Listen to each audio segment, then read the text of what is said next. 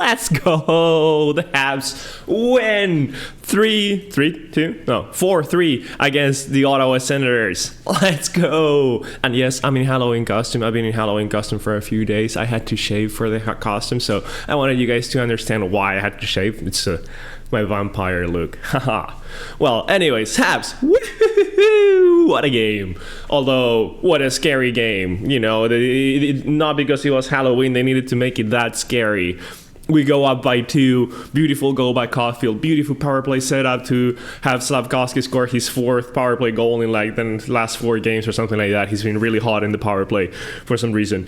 And then we kind of like give up the rest of the game and give a lot of opportunities to the Senators, which, okay, get a couple lucky bounces, you know, like the first goal is just this weird ass whatchamacallit angle on the Sanderson. Like those two, just, you know, they sound exactly the same to me.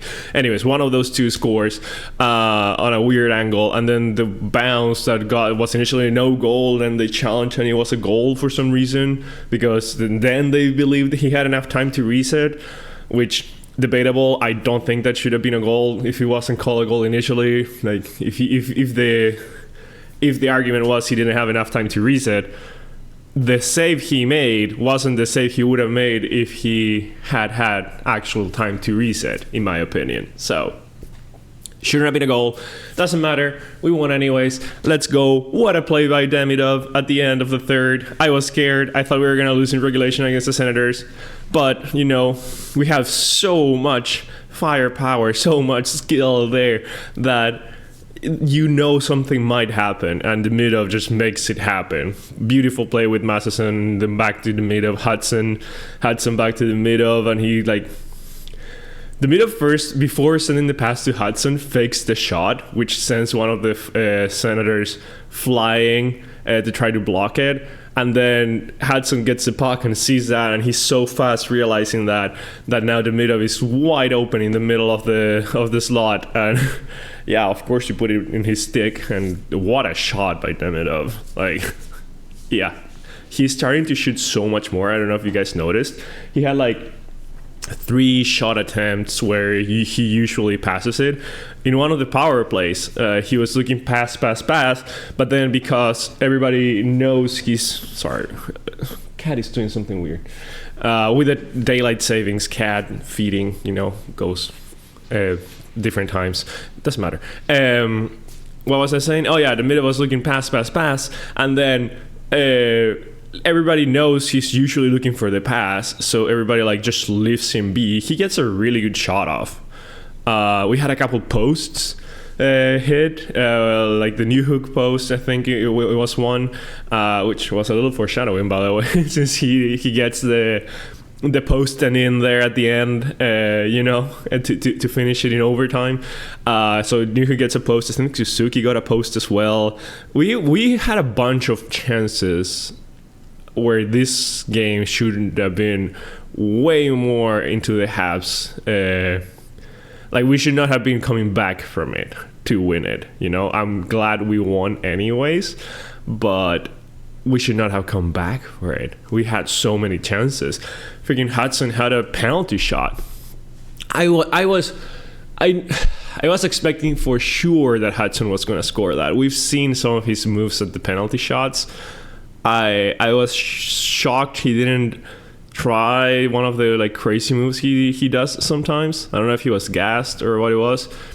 He was really close to scoring, actually. The penalty shot. I don't know if you saw, like, he almost hit it through the tiny gap of the 5-hole that it was. But I don't know. I feel like Allmark was kind of giving him that to Hudson, and Hudson just took the bait, you know. And I think Hudson could have done something more magical with the hands and skating he has. We've seen what he's done before, and how like he totally dekes the goalies for a penalty shot. So, but then Bolduc had like a breakaway with. He was the only one in the zone for a good amount of time, and he missed the net. He had so much time. He could have like waited a couple seconds if he wanted to, go for coffee with Allmark, have a chat, then shot the puck or something like that. He had so much time and he rushed it too much, in my opinion, and he missed the net. But just like that, like it was from the get-go. Like the Caulfield goal was a breakaway. Suzuki, or actually it was Caulfield that blocked the pass or like interrupted the play, and he bounced to Suzuki, and Caulfield realized that so fast. He was speeding through the middle of the ice immediately as soon as he saw the puck was close to Suzuki. Like it wasn't even at Suzuki's stick yet, and Caulfield was already like speeding up because he knew like the chance of it happening was going to be there, and it was. And Suzuki sends a good pass to him, and yeah, he scores a beauty goal, which just barely squeaks past Allmark, by the way. I didn't think that was a goal at first, and then just barely. Not much more. Well, there's a few more things actually, but Montembeault. I want to talk about Montembeault because he didn't have a good save percentage. I think the Senators got less than 20 shots on goal, and 3 goals. So it's below 90% at least. So again, not a good performance number-wise, and I don't think it was a good performance confidence-wise either. Even though he gets a win, he just doesn't look confident out there. Like, he's making some good saves, and he made a couple good saves, especially at the end. Caulfield makes the errant pass down the middle of the ice, misses Slavkovsky, goes straight to a Senator that's in the slot, has a beautiful opportunity to score and put the Senators up by 2 with 3 minutes to go, and Montembeault makes a save, right?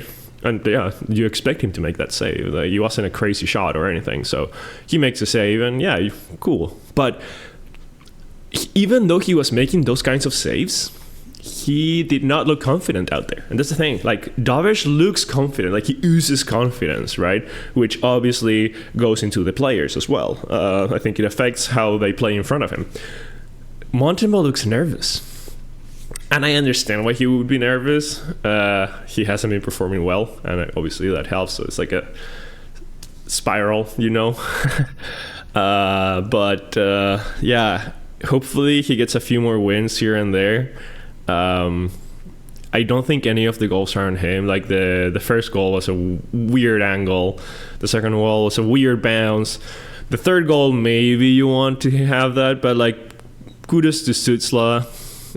He's a fast skater, digged Montembeault, like when you're playing against the top players, like, and they get a chance like that, yes, you want your goalie to stop it, of course, but also it's harder than that's not, right? So maybe goalie experts or people that know more about hockey than I do are like, oh, he should have had that, and like, the first goal also, he should have been in better positioning, or like the third goal, maybe he should have been further out, to give Stützle less time or something like that. Maybe. I have no idea. I give the benefit of the doubt to Montembeault on that one. I give the kudos to Stützle for scoring a beauty goal. That's it, right? So I don't think I personally blame any of the 3 goals from Montembeault. It just bothers me that he seems to be lacking confidence, so that's what I see, and like, probably Davish is going to get the next start because of that. Not because of that, because he's been having great numbers also. So I think he got one of the stars. I think Davish got like the 3rd star for the month of October in the whole NHL. I think it was like Eichel, Mark Scheifele, and Davish. Like, if he's performing that well, like, keep rolling him, why not? You obviously want to give Montembeault some starts so he starts building out the confidence again, but why stop playing Davish, right?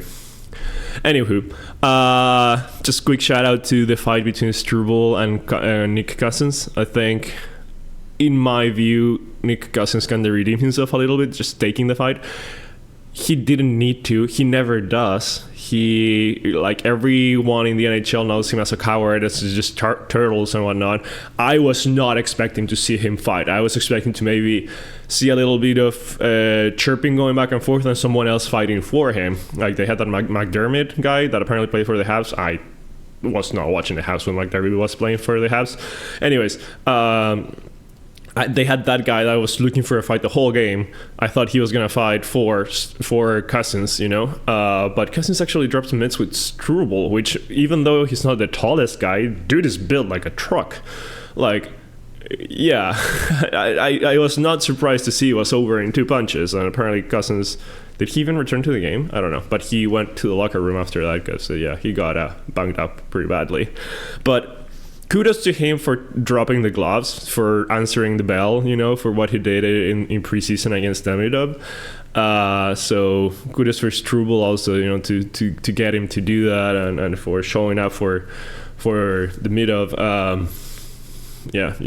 So just wanted to quickly shout that out. Shout out to that, sorry. What else happened in the game? There was something else. Oh, it was fairly physical. I did like the physicality, especially in the first period. I think the Habs, dropped the physicality a little bit in the second and third. I really like how Bolduc plays. Like, he's physical without being too big, but he throws massive hits, honestly. Slavkovsky was hitting well. Other than the goal, I don't think that was one of Slav's better games. He just was not keeping the puck in his stick too long, and he was not forechecking. Like, we didn't get to cycle or forecheck too much, especially in the second and third. I don't know what was happening there. I did like something we started doing though.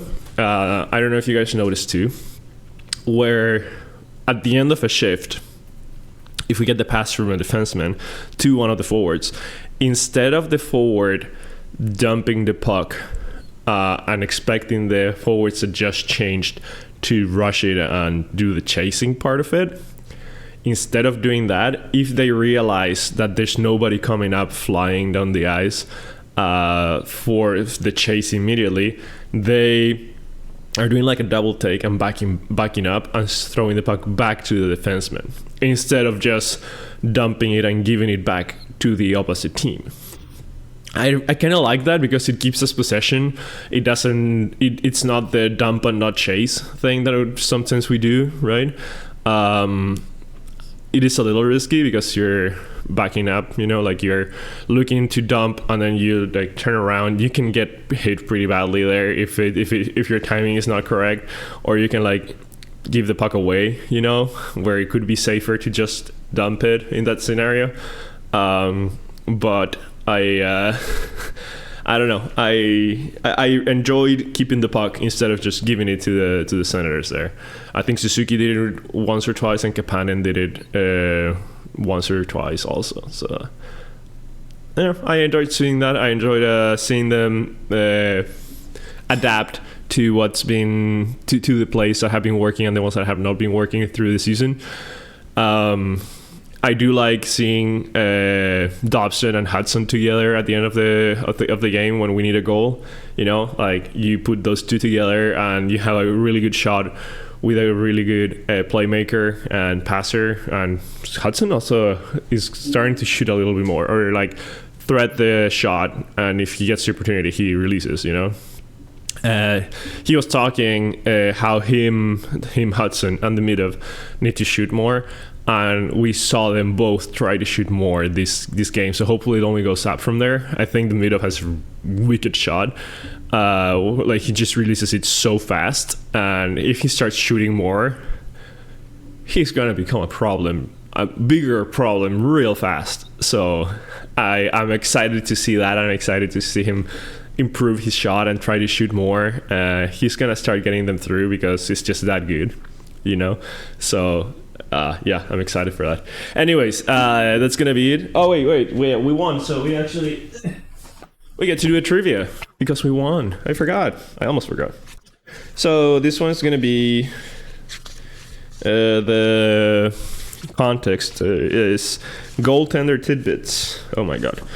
Okay, number 18. Montreal goaltender Carey Price played in the 2014 Winter Olympics for which team? Okay. It's multiple answer. This is a very silly question. I think I'm gonna keep my streak here of answering correctly. So the question again is: Montreal goaltender Carey Price played in the 2014 Winter Olympics for which team? A. United States of America. B. Canada. C. France. D. Sweden. The possible answers again are United States, Canada, France, Sweden. I don't know. Which team did Carey Price play for? Could it be Sweden? Oh, yeah, okay, it's Canada. It's B, Canada. I'm not gonna, no. Number 18, yes, it's B, Canada, of course. That was an easy one. Hopefully you got it right too. Carey Price, Habs legend, Canadian legend as well. He wins gold, I think, twice. So yeah, of course he played for Canada. Anyways, that's it for this one. I think we play Philly on Tuesday. They had a rough game against Toronto, but they could surprise. I think November is being said it's going to be one of the most difficult months of teams we play against. Like, we're playing against mostly playoff teams from last year, which should be fairly good this year as well. At least that's how it works most of the time. So it should be fairly difficult. And Philly is one of the ones we kind of need to secure a win to have November be, positive. So we need to make sure we get that win there because the rest of the games might be more of a toss-up. So we'll see. I'm excited for that one. I'm excited to see more the development of the players. They grow between each game so much. You can see them adapting and improving between every game, which is nuts. So I'm all here for it. Hopefully you are too. Hopefully you enjoyed the video. Give me feedback. Did you enjoy the fangs? I didn't put on my full vampire costume. I look pretty sleek, I'm not gonna lie, but I did wear that one 3 nights in a row, so kind of tired of it. And plus the Habs jersey. So all right, see you after the game on Philly. Go Habs go.